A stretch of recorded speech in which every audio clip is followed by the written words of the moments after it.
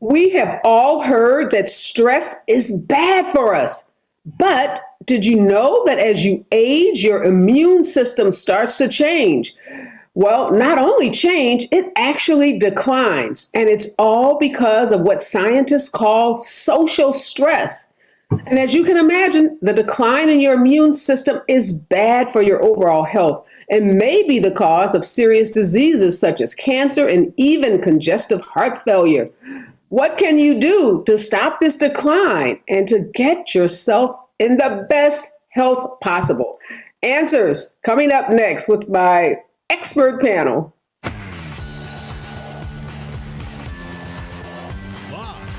from Los Angeles, this is the Special Report with Areva Martin.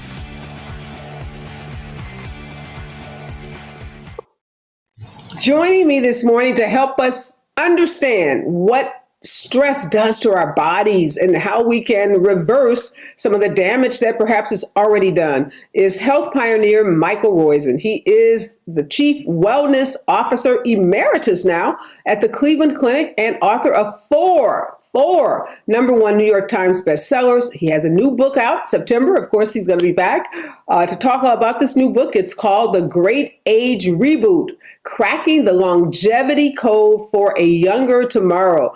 Good morning and welcome back, Dr. Roizen. It's great to be here. Thank you, Areva. All right, Dr. Roizen, a couple of months or so, a month and a half, I'm going to have you back on. We're going to talk about the Great Age Reboot. It's a conversation you and I began a couple of months ago about how we're all going to live to be 110, 120 years old. So I'm super excited to have that conversation. Super excited to read your new book, which comes out in September, probably available already for pre-sale. But today we're talking about stress. I was really triggered by an article in the Washington Post that talked about how stress caused a decline in your immune system. There was a study done by a group of scientists, and that was the outcome. So help us understand the relationship between what these scientists call social stress and the decline in your immune system. Well, any stress, remember, our response to stress is geared by our desire to survive. It's a reptilian response. So in the old days, when a four-legged person came into your camp, you immediately reacted with either fight or flight, or in the worst case, freeze. Fight meaning you'd punch him in the nose. Flight, get the heck out of there. Freeze is you'd pretend you were dead. The response to those, we would release cortisol, and then epinephrine and norepinephrine, adrenaline, if you will, in order to gear up. The cortisol got us more blood sugar, got our activated, so we'd have increased muscle power to get the heck out of there or to punch him in the nose. It was a survival means. And a little bit of stress is always good. But those same hormones don't care about your immune system. In fact, they impede it because they want all of your energy to go towards, if you will, survival. Well, we now survive longer than around campfires, and a lot of our stress is what we call relationship or social stress. It's constantly being worried about whether we're going to survive, if you will, in the neighborhood, whether we get enough food, and whether our relationships with other people. Is someone going to shoot us? Is someone going to rob us, etc.? And those social stresses are very powerful. And the way we can deal with them, well, we should make it a virtuous cycle. So the awareness of what causes you stress is one of the most important things.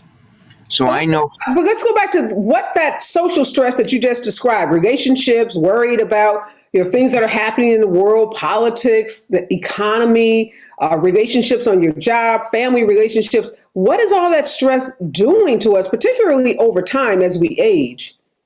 Well, it does all of the things that you think of and that I think of as bad. It raises your blood pressure. It increases your blood sugar. It increases your desire to eat. It decreases your ability to sleep.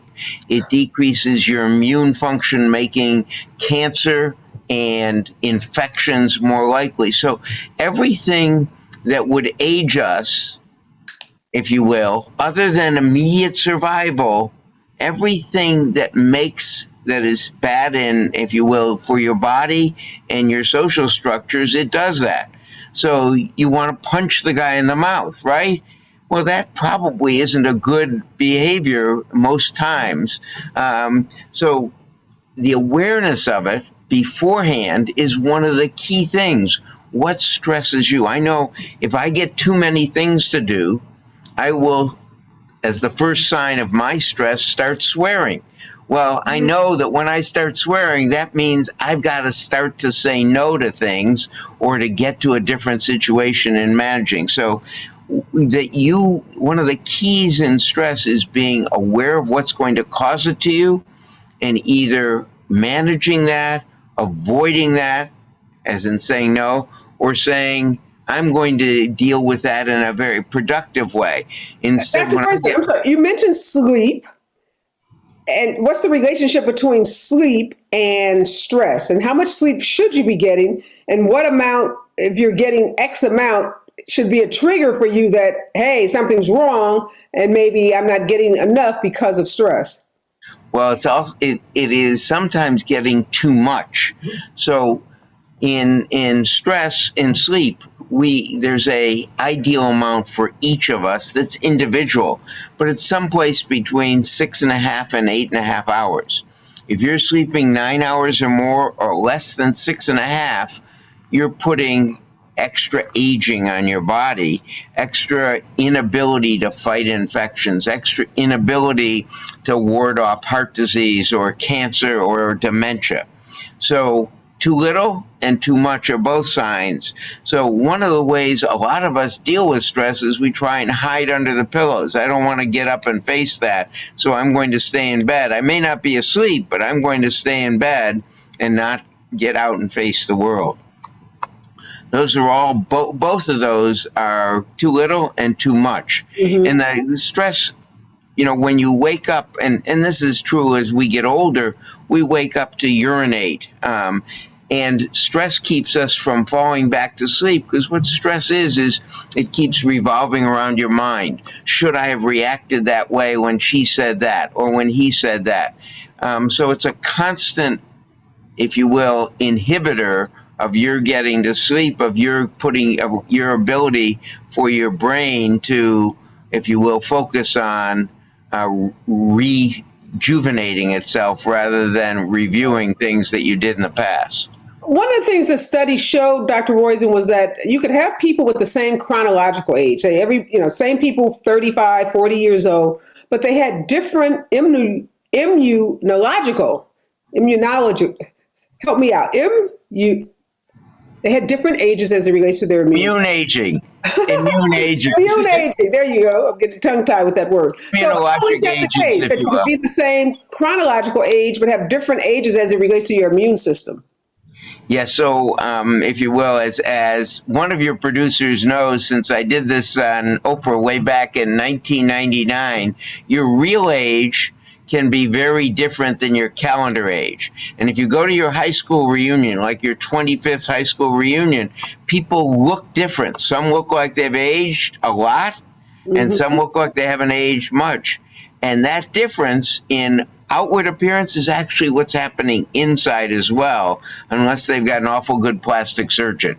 So in fact, the outside does reflect what's happening inside, and it also reflects, and stress is the greatest ager of all.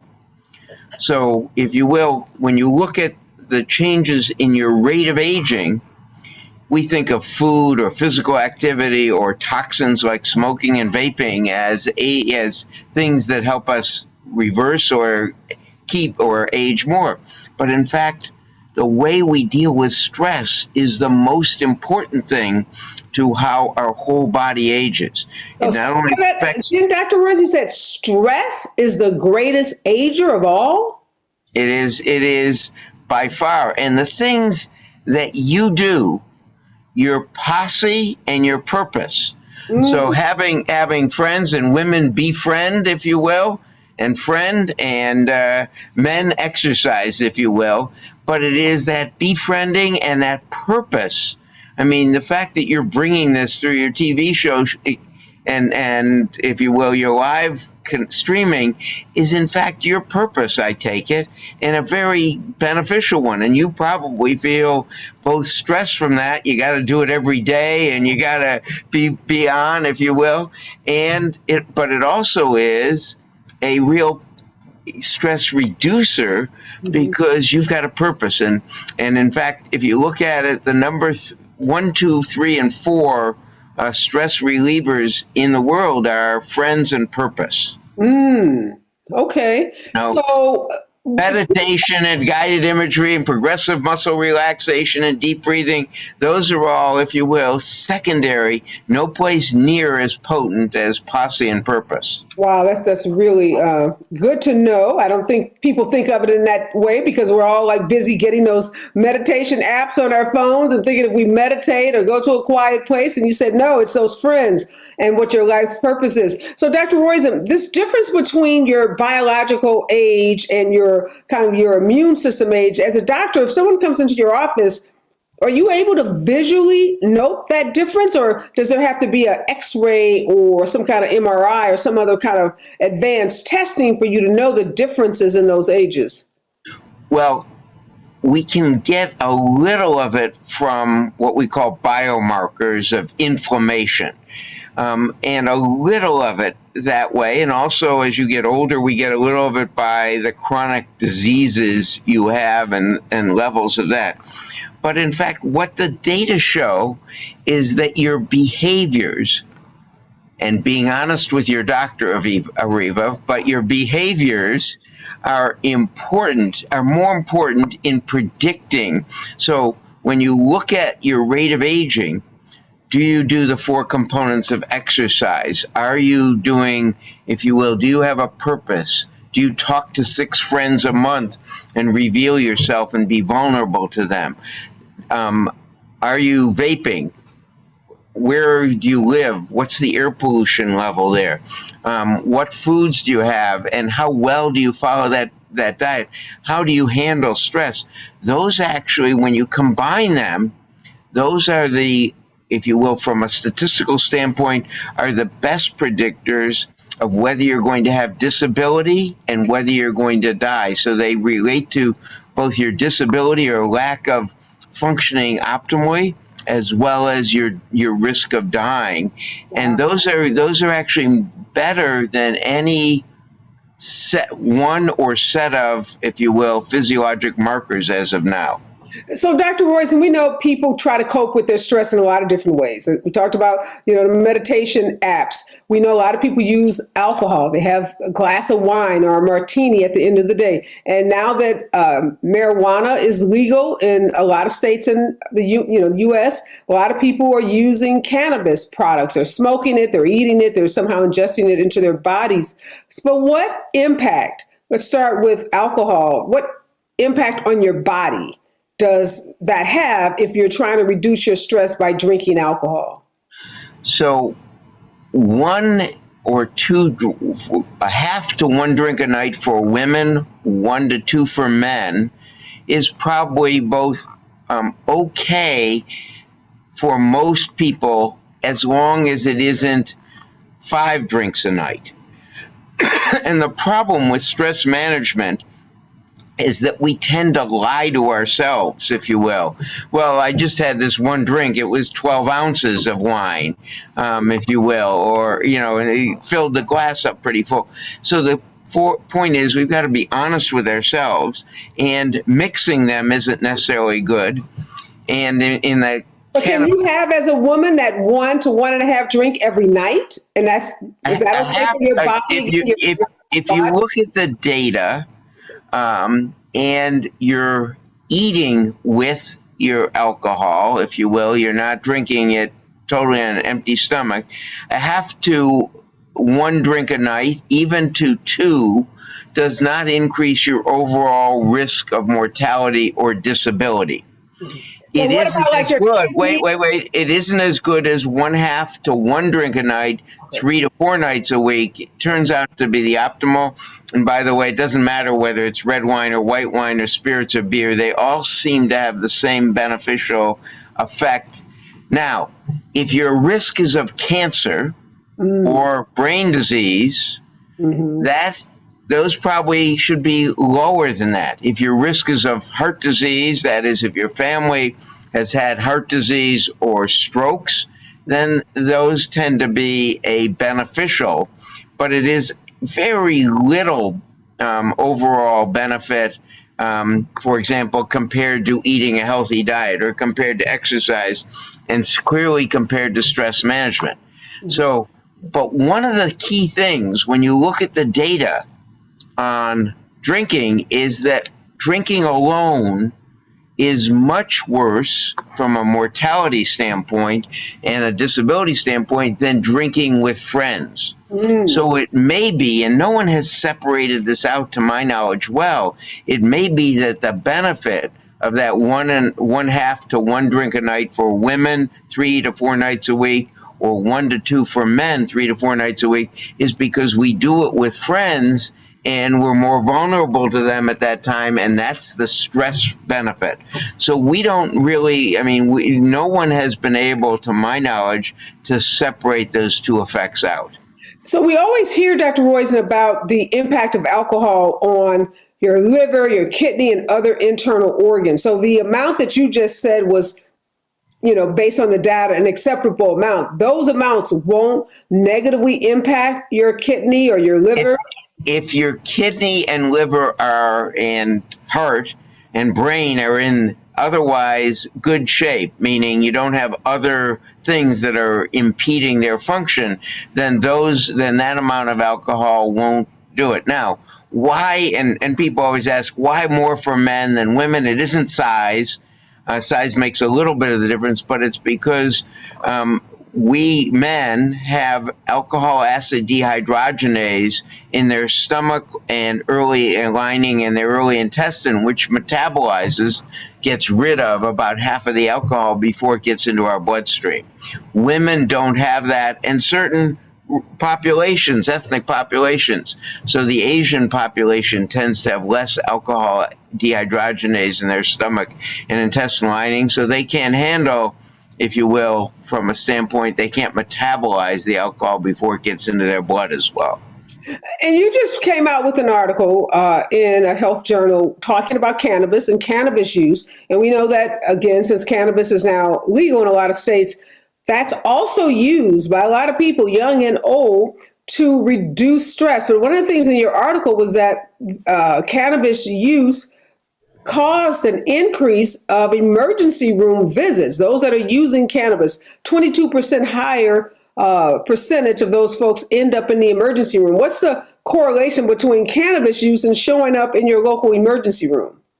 Well, there are a couple of problems with cannabis use. One is your grandfather's cannabis use is not your cannabis use.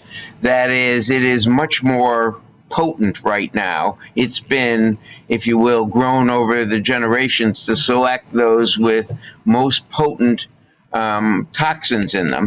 Secondly, if you will, not only is it more potent, but vaping or smoking it is never good because it increases your allergic responses, it decreases lung function, and it causes inflammation throughout your body. So it is actually vaping, because of the particles released in the air, is actually much worse for those around you than is just even smoking a cigarette or anything. Or obviously, if you get it in a gummy, it is safer for all. Go back to that vaping point. So you're saying if you are around someone vaping, it's almost like being around a smoker. Is that secondhand smoke impact? No, it's actually much worse. It's worse. The studies show that compared to equal amounts of time, smoking a cigarette, it only gives 1/5 of the particles in the air for secondhand,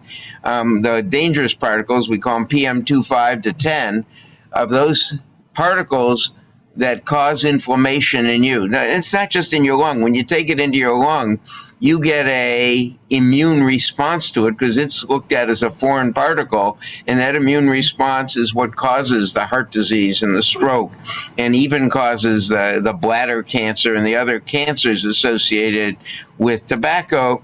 We expect that they will be even higher in secondhand vapors, that is, people around people vaping.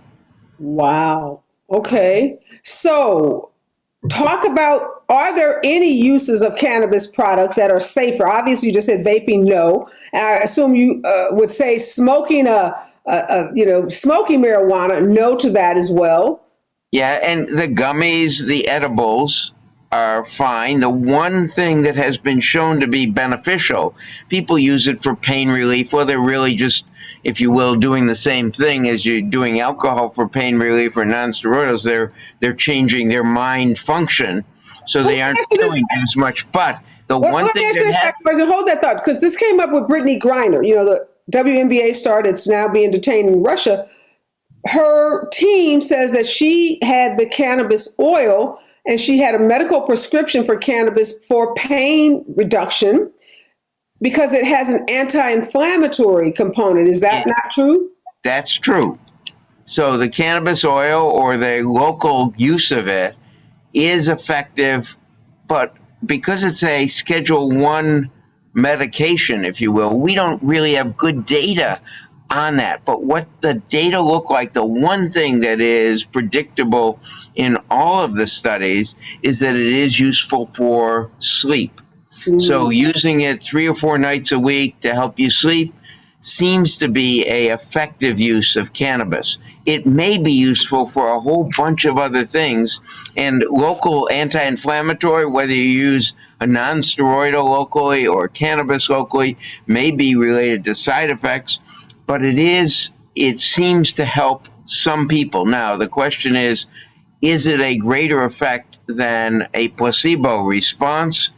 And the problem is we just don't have good data on that because it has been a Schedule 1 drug. So, if you will, do we need the FDA to put it into a different schedule so it can be studied and we know where it is beneficial? Absolutely.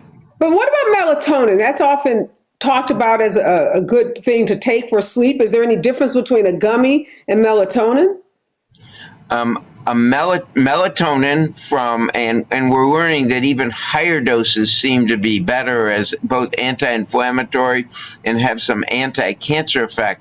It looks like melatonin is useful. Now, the problem with taking exogenous melatonin is over time you will decrease your own melatonin production. So the body has a feedback system. But in all of the data so far, melatonin looks like a very useful sleep aid if it helps. There's a difference in, if you will, going to sleep, things that help you go to sleep versus things that help you stay asleep. So, for example, alcohol often helps people go to sleep, but when the alcohol is metabolized, their brain is actually more active and it doesn't help them stay asleep. Melatonin, on the other hand, helps you stay asleep as well as go to sleep. What about younger users? We know that marijuana use, you just said, if you're using a product like an edible in moderation, it is okay. But does marijuana or marijuana products have the same impact on people across, the age ranges? So if you're 18 or 21 versus 50. At least up to age 25 in men and probably 21 or 22 in women, our brains aren't developed. And thus use of mind-altering substances up to those ages seems to change the way our brains function for the long term. So you'd say we should restrict these. My feeling is we should restrict guns as well to over the age of 25. But in any case, we definitely should restrict mind-altering substances to over the age of 25 when our brains are more, especially for men, our brains are more fully developed. And we have that executive functioning that can stop our reptilian actions, if you will. And what about some of the creams, Dr. Royce? And we hear a lot of creams that have like CBD products in them. Or how helpful for those for either pain relief or maybe the stress reduction we're talking about? Well, if they use them and it helps them, then that's fine. But again, somewhat in moderation. You'd like to make sure everyone takes a vacation from them, meaning that if you use it 2 weeks, take another week off before you start again. So it's a vacation from them. But the point that we're making, if you look at it on the Dr. Oz show, we did sampling of, I think it was 30 products 3 times, and we got a third of them in New York, a third of them in Colorado, and a third of them between half in LA and half in San Francisco. More than 70% of those products that were CBD only contain THC. So we need much more regulation, much more honesty, much more, you'd think that the area that has, if you will, Colorado, since it's legalized it, you'd think it would have the better standards. It had the highest concentrations of THC in their CBD products. So it is a buyer beware. There is some psychoactive component in many of the CBD products, unfortunately. The FDA just did a study that was published, and the FDA found them in more than, I think it was a third of products. They may have done better selection of products than we did, or it may be that they're gradually getting better. Final question for you, Dr. Roizen. What is the top 3 things, if someone walks into your office, that you would tell them about how stress is impacting their bodies? Stress is the greatest ager of all. The things that help most are awareness, what causes stress in you, because the same reaction, the same event may cause me to be stressed and productive. A little stress makes you more productive, or it may overwhelm someone else, or vice versa. So it's to know what's awareness for you, and then if you're going to work on one thing in life, it is friends. Develop friends, develop relationships, make sure you have a purpose in life. Those are the keys in helping ablate stress. Wow. Okay. Great advice. As usual, always good to see you, my friend. Can't wait to wrap my brain around your new book and come back and have a conversation with you about it. Best of luck to you. I'm sure you're going to be out on the book trail soon, selling and talking about how we all extend our lives by 20, 30, 40 years or more. Yeah, medicine, medical technology is advancing fast enough. So pretty soon, 90 will be the new 40. So you're going to get to reboot yourself younger. So I'm looking forward to being on your show 30 or 40 years from now as well, Areva. I love it. Thank you, Dr. Royce. It's always a pleasure to see you. Privilege. All right, my next guest is a psychotherapist. He's a mental health consultant. He's also the author of Retrain Your Anxious Brain, Practical and Effective Tools to Conquer Anxiety. His name is John Silimparis. Good morning, John. You've been listening to Dr. Roizen. We've been having this conversation about stress. We have been in this pandemic now almost 2.5 years. Talk to us about how just what we've been living through has increased our anxiety, because I think all of us are feeling a little extra anxious these days. It really has. And, remember the, anxiety and fear prospers and basically survives because of uncertainty. And so persistent exposure to uncertainty teaches the brain to rewire itself for survival and not logic. Hence, we're stuck in what's called threat response. Dr. Roizen called it, which is another term, the fight, flight, or freeze response. So we call it threat response. So when you're in threat response for long periods of time, it's very debilitating. And so what happens is the CEO of the brain the prefrontal cortex, the one that's regulating executive functioning, it goes offline. So when you're offline, you're in a constant state of angst. And in the last 2 years, we've seen this angst, and it's because there's been so much uncertainty. And so when you're in that kind of anxiety all the time and that worry, and, we didn't have any answers. Usually stressors that we've had over the years, you could say, well, these are isolated incidents. They're not going to happen again. But we couldn't say that about the pandemic. It just went on, and we're still in it. So if you take the uncertainty and then how that kind of trauma sort of reorients the central nervous system to orient differently to safety and security, because trauma compromises your sense of safety and security, and then throw in social distancing, where, we had to really reevaluate how we seek support, because that's our innate need, is to seek support when we are in stressful situations through large groups of people, but we weren't allowed to do that. So again, living with uncertainty and the inability to come together and comfort each other caused, again, the pandemic panic, fatigue, Zoom gloom, mask whiplash, touch deprivation syndrome, all of that stuff. So those are the two main ones: social distancing and basically living with this kind of uncertainty. Well, we are not clearly out of the pandemic, although many of us have moved on. A lot of people won't wear masks. They don't socially distance. They go into crowded public venues. So has anything changed? Are you seeing anxiety levels decrease as more people have kind of, settled into the pandemic? Well, it's been very up and down. Obviously, the distribution of vaccines helped a lot, and things opening up a lot, and the economy sort of opening up a lot. To me, in Los Angeles, the traffic on the freeways is as bad as it used to be. So to me, it kind of feels like it's over, but it's really not.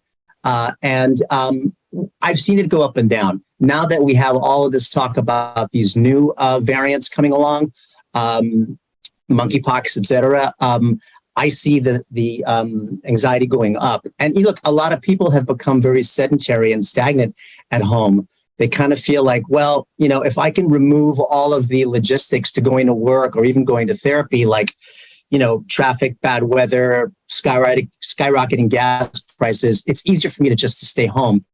And we know that, again, social distancing, isolating, quarantining is not good for the mind.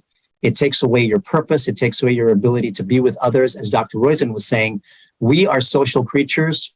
We are also a touch species, and that's been taken away from us. So there's a fear of this becoming sort of a complex, prolonged grief on top of the anxiety. So I don't see it getting better in the near future, but it's a lot better than it was before we had the vaccines distributed.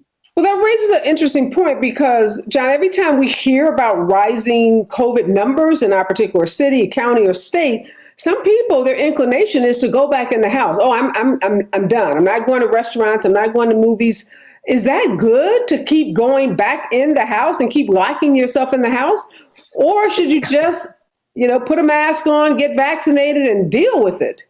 Well, for many, doing that, going out, maybe these people are a little more prone to being phobic about all of this, and they're just overly cautious, or maybe smartly cautious. I don't know.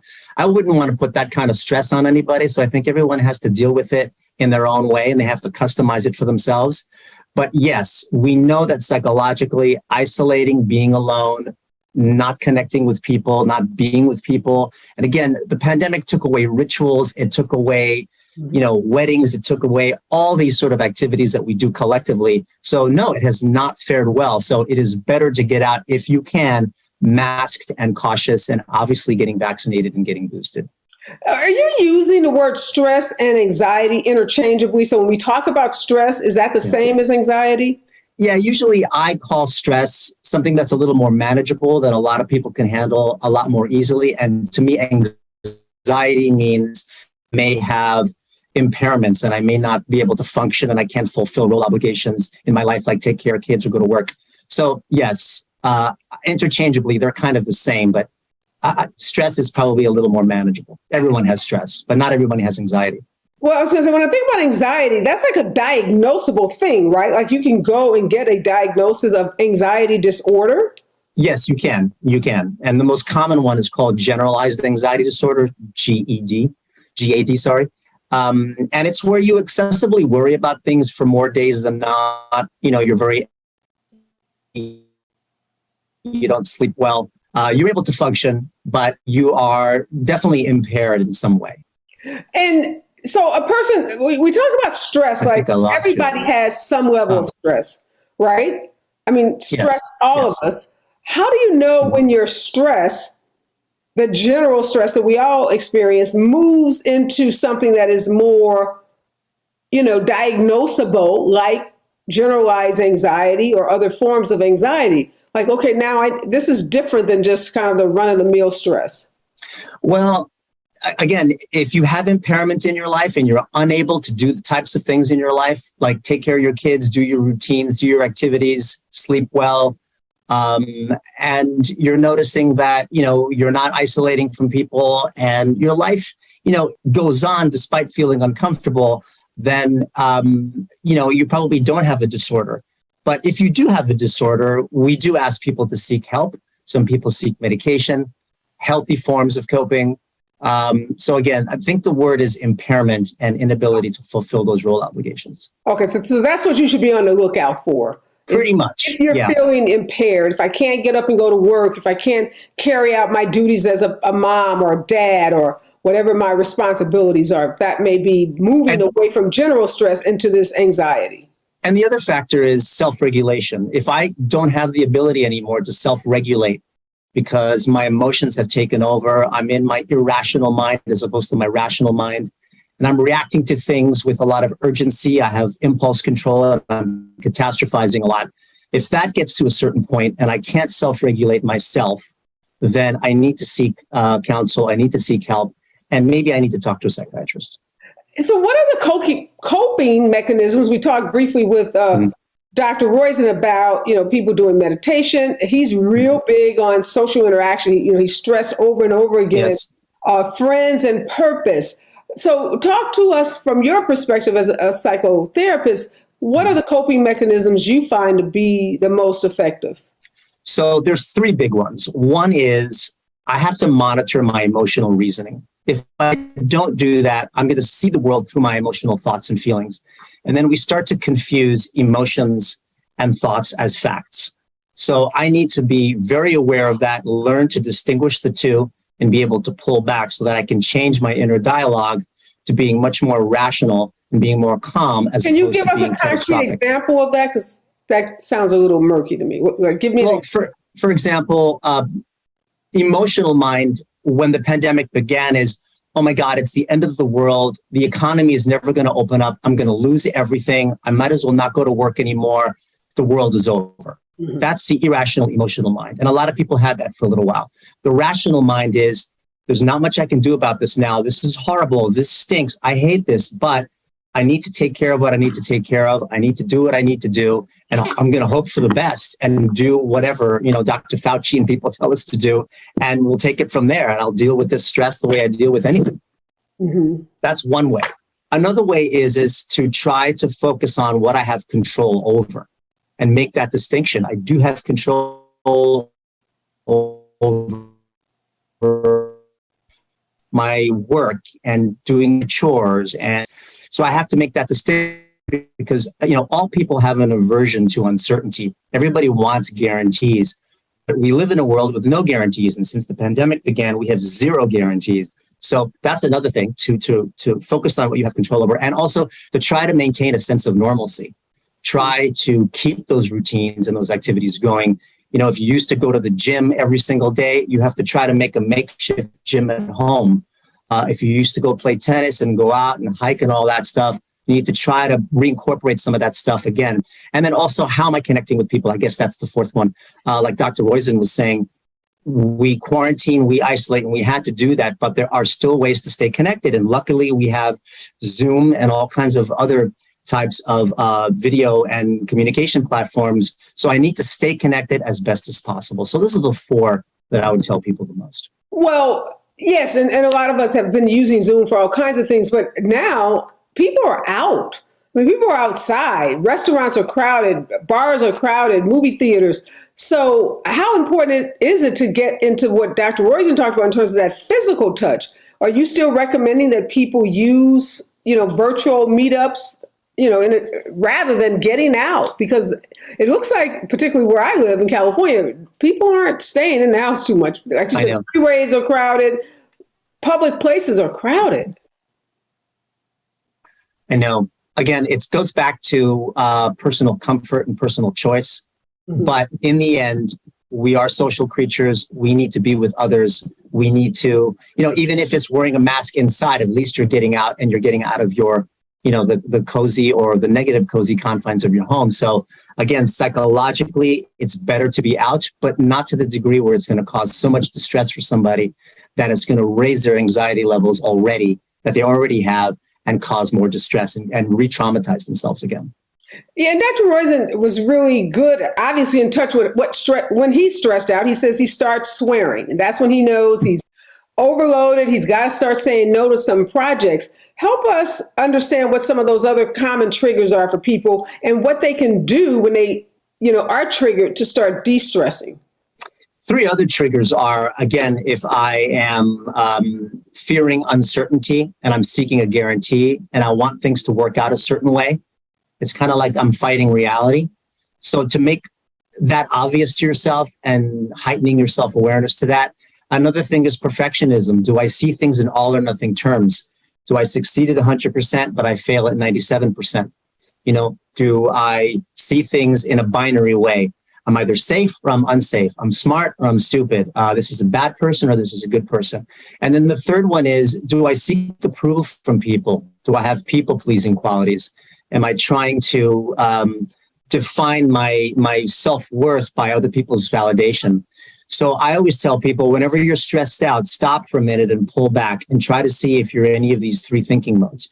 Control, perfectionism, or people-pleasing. If you're in one of those 3, you're probably causing yourself a lot of stress. But getting more specific with, like Dr. Roizen said, he says that he swears a little bit. All right, other people avoid others. They withdraw.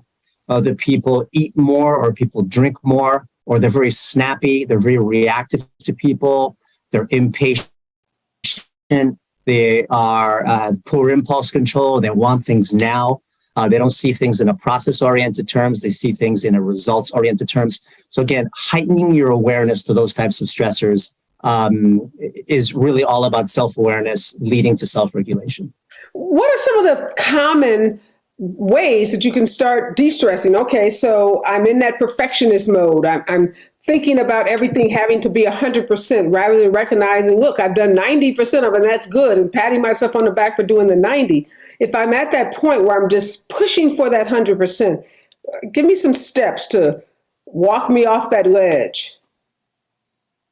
So I have people do, a scale of 1 to 10, 10 being high anxiety, 1 being low anxiety, and start to number and gauge your anxiety.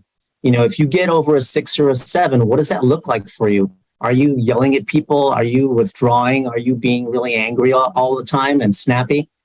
And so when you see yourself at that number, that means you need to pull back. You need to take 5.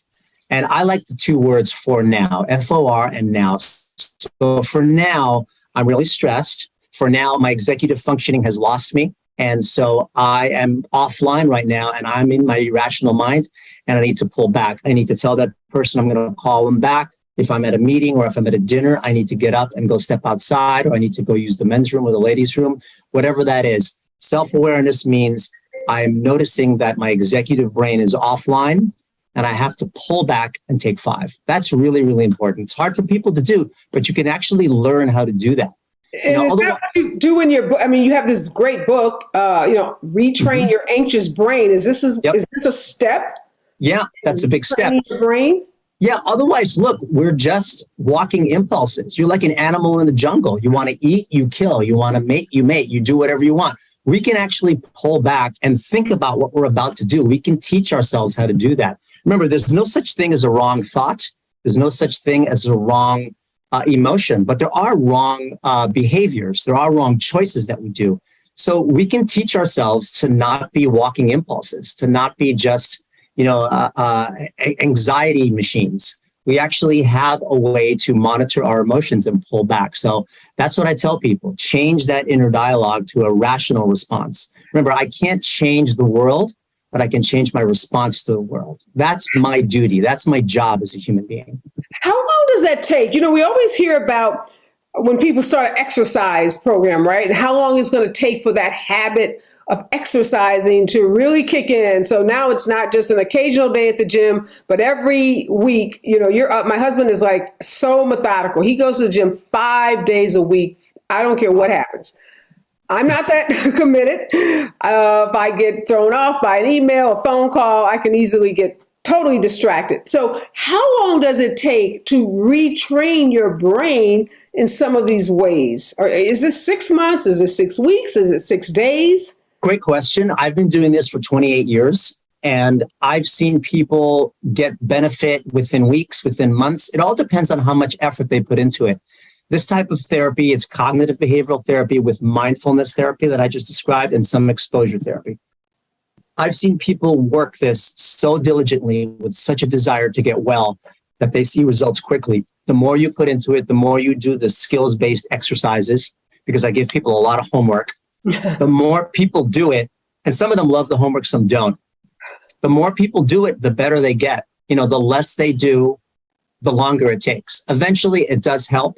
And there are other factors too. You could be doing these exercises, working really hard, but you're isolating at home and you haven't worked in a long time and you don't talk to anybody, or you're using mood-altering substances all the time, then I'm not so sure that these are going to work for you because it compromises the efficacy of the therapy. So great question, and it's all how much you put into it.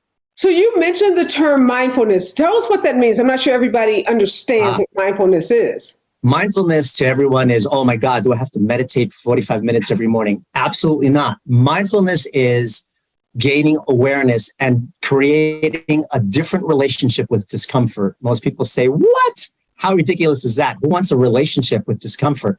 Well, we feel discomfort all the time. And in the last 2.5 years, we've really been in discomfort. So I changed my relationship with discomfort, meaning I go into a kind of acceptance about it. I don't necessarily say it's okay, but I learn how to accept it in a way where I don't invest so much time in trying to make this moment different. It's about accepting the moment. It's about reducing and de-escalating the threat response that I'm in. I'm trying to deactivate the threat response. And mindfulness does it with 3 to 5 minute exercises in the morning, in the afternoon, and in the evening. And it works extremely well. Can you give us, can we walk through right now a mindfulness exercise? Yeah. So I have them do what's called a 7-11 breathing exercise, which is I take a deep breath and I do a diaphragmatic breath where I put my hand on my stomach and I take a deep breath and I watch my stomach and my chest rise. I hold it for 7 seconds and then I exhale out of my mouth for 11 seconds or 15. I do 7:15, but it's 7:11 because everyone remembers that more easily. And so once I do that 3 times or 5 times, once in the morning, once in the afternoon, and once in the evening. It's kind of like I'm doing the John check-in. I'm checking in with my higher self. I'm checking in with my executive mind and saying, okay, whatever I encounter today, I'm going to accept it and I'm going to be okay with it. Whatever it is, even if the 405 is jammed, the freeway, I'm going to accept it. And that breathing, what that does is that deactivates the threat response and physiologically slows down your breathing and starts to give you a little bit of calm. Now, it's 3 to 5 minutes. People say, oh, but my mind wanders when I do that breathing. So I say, while you're doing the breathing, do sensory perception. I want you to name 3 things that you see. Right now, I see palm trees. Right now, I see the beach. 3 things that I hear. Right now, I hear a leaf blower. Right now, I hear an airplane. And 3 things that you smell. I smell freshly cut grass. I smell cooking. That kind of grounding helps to reduce anxiety as well. So sensory perception and the 7-11 breathing. It works really well. And it's the purpose of this so you see the palm trees, you see the the grass, you see the door. Are those the three things you're supposed to be focusing on as you're breathing? No, you just notice three, then notice the other three, and then notice the other three. That will save your mind from wandering into all the fears that you have for the rest of the day. But mindfulness also says, don't try to erase your thoughts. Just allow your thoughts to come in so that you are learning a different reaction to the thought. Remember, it's very little about the context that scares people. It's really more the way I'm relating to the context. Like, oh my God, today I have so many things to do today. Mindfulness helps me to react to that and say, okay, in the past I had reacted to that with a lot of reactivity. But today, even though it makes me anxious, I'm going to accept that I'm anxious about it, but I'm going to be okay with it today. It's kind of like if I say I'm going to drive to Orange County, I decide I'm not going to check my Waze or my Google Maps. I'm not going to check if there's traffic. I'm just going to get on the freeway, and whatever the condition of the freeway is, I'm going to accept it. I'm going to have a good time. I'm going to listen to my Spotify. I'm going to make a phone call. I'm going to enjoy being in my car, and I'm just going to accept it. That's mindfulness. Okay. And in your book, Retrain Your Brain, there are a series of these exercises. Yes. The book is very Retrain Your Anxious Brain. And it's got all kinds of exercises. It's got a Retrain Your Anxious Brain. Yeah, it's got a plan. It's kind of like a design for living, even if you don't have an anxiety disorder. It's just common sense, design for living techniques that help you unearth a lot of the sort of brain mechanics that are going on that you don't know about, like the ones we described, like excessive need for control, perfectionism, and my reliance on others for approval. Those are just three of many other things that you unearth. And that helps you to reduce anxiety by having that kind of awareness. You mentioned logic, John, in terms of people losing, touch with logic and becoming, illogical. Is that something you can get back through this retraining your brain, these exercises? Or because, we're in this world now where we're being bombarded with fake news, disinformation, and even people who are relatively intelligent sometimes have these illogical responses, or, they become illogical about a certain set of facts. That's right. Let's take the election. There are people who are otherwise really smart who still say we did not have a fair election, or Joe Biden is not the legitimate president of the United States. That's right. Is there a way that person's brain can be retrained to more logical thought? Yeah, look, remember, as Dr. Roizen was saying, this is an adaptive function that you have to, give credit to your cave dwelling ancestors. They had to take care of themselves, and the problem with that mechanism, that threat response. And remember, everyone has the threat response. So even the smartest, calmest, most rational person every now and then can kind of lose their mind for a little while. Right. And so the threat response, being an adaptive function, is there, and it's survived. It's helped you survive. Imagine if you didn't have it, you would have been hit by a car a long time ago because you wouldn't have cared. You would never have gone to the doctor if you got sick. The problem is that mechanism is fail-safe, meaning it doesn't have time. It doesn't give you time to think. So the caveman couldn't say, I'm being attacked by a saber-toothed tiger. Should I move, or should I just stand here? Maybe he'll go away. No, the mechanism had to say, get the hell out of there, immediately run to the cave. So we don't have to worry about saber-toothed tigers these days, but the mechanism is still there. So I may be worried that I'm going to be late for work, and it feels like I have a gun to my head. Wow.